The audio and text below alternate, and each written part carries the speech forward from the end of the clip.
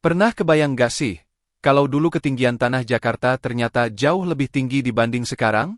Kalau kita lihat data lama, khususnya di wilayah Jakarta Timur pada tahun 1974, permukaan tanahnya masih berada di level yang relatif aman.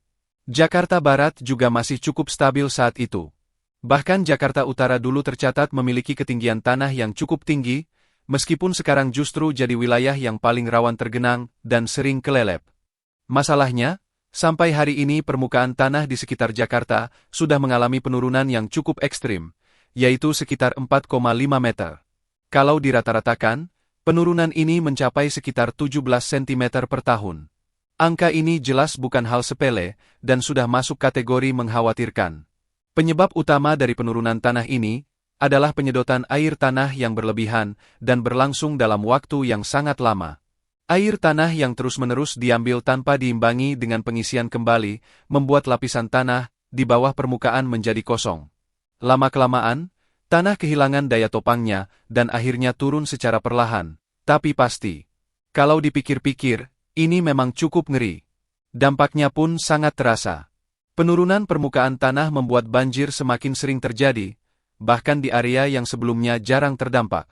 Selain itu, banyak bangunan mengalami kerusakan, mulai dari retakan pada dinding, lantai yang miring, hingga pondasi yang melemah.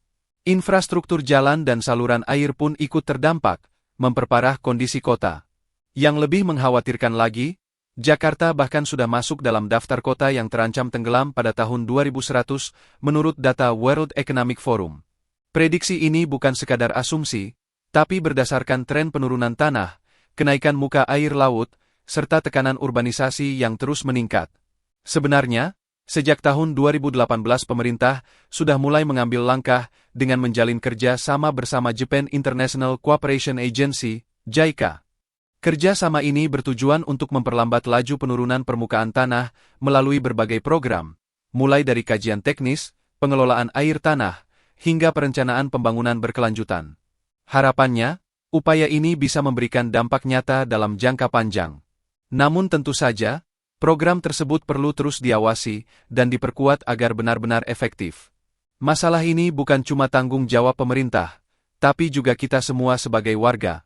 Penggunaan air tanah yang bijak, kepatuhan terhadap aturan lingkungan, dan kesadaran akan dampak jangka panjang sangat dibutuhkan.